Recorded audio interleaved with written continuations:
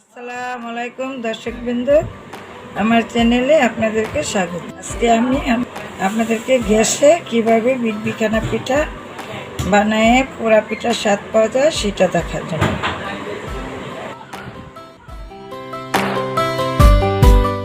এখানে আমি দুধ রেখেছি, মিঠাই, চালের গুঁড়া, নারকেল, এই পরিমাণ গরম মশলা বেটে নিয়েছি।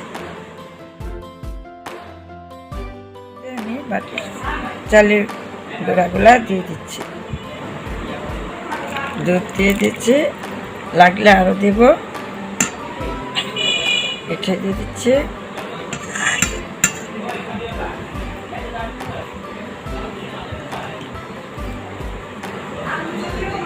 নারকেলগুলো দিয়ে দিচ্ছি, স্বাদ মতো লবণ দিবেন, আমি একটু লবণ দিয়ে দিচ্ছি, গরম মশলা এটা দিয়ে দিচ্ছি। আমি এই পরিমাণ গরম মশলা বেটে নিয়েছি, এই পরিমাণে এখন আমি গলায় নিব।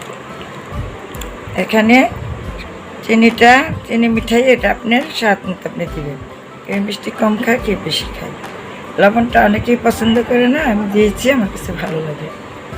আমি 1 কেজি দুধে আধা কেজির থেকেও কম করেছি, জল দিয়ে একদম ঘন ঘন করে নিয়েছি।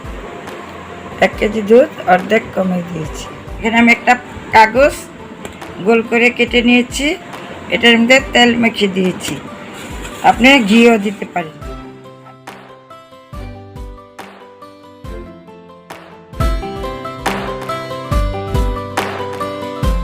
বড় একটা কড়াইতে আমি আগে বালুরগুলা খুব রাগ গরম করে নিয়েছি, কিছুটা একটা স্টিলের প্লেট নিয়েছি, এটাতে উঠিয়ে নেব। এখন একটা বড় ঢাকনা এটা দিয়ে দিচ্ছি। চুলার তাপটা ঠিক এই পরিমাণ 1 ঘন্টা পর্যন্ত এই পরিমাণ রাখবেন। আমি কড়াইতে এই হাঁড়িটা বসাই দিয়েছি, এটার নিচটা একদম ভালো করে ধুয়ে নিয়েছি। এটার উপরে চারিদিক থেকে এটা বসাই দিয়েছি, চারিদিক থেকে বালুটা চামচ দিয়ে যাতে হাঁড়িটা পায় এইভাবে রেখেছি। আগুনটা আমি ঠিক এই পরিমাণে রেখেছি।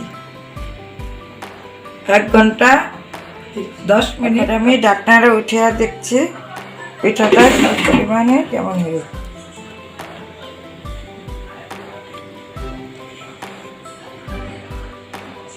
আমি এখানে একটা টুথপিক নিয়েছি, এটা দিয়ে দেখবো পিঠাটা সিদ্ধ হয়েছে কিনা। পিঠাটা খুব সুন্দর সিদ্ধ হয়েছে, যদি না হতো তাহলে গোলা উঠতো। মাশাআল্লাহ, অনেক সুন্দর হয়েছে। এটার মধ্যে আমি ডিম, বেকিং পাউডার, ময়দা এগুলো কিছুই ব্যবহার করিনি। এটা হলো আসল বিবিখানার স্বাদ পাবেন, পোড়া বিবিখানা। গ্যাসের মধ্যে পোড়া বিবিখানার স্বাদ উঠাই নিচ্ছি। কিভাবে উঠে নেবেন দেখে নিন, একটাও ভালো লাগবে না। এখন পিঠাটা আমি কিভাবে প্লেটে নিব দেখে নিন, ঠিক এই পজিশনে এইভাবে প্লেটে নেবেন। মাশাআল্লাহ, এটা কতটা সুন্দর হয়েছে। এখন আমি নারকেল দিয়ে এটাকে আমি পরিবেশন করছি। এখন আমি পিঠাটা কেটে দেখাচ্ছি।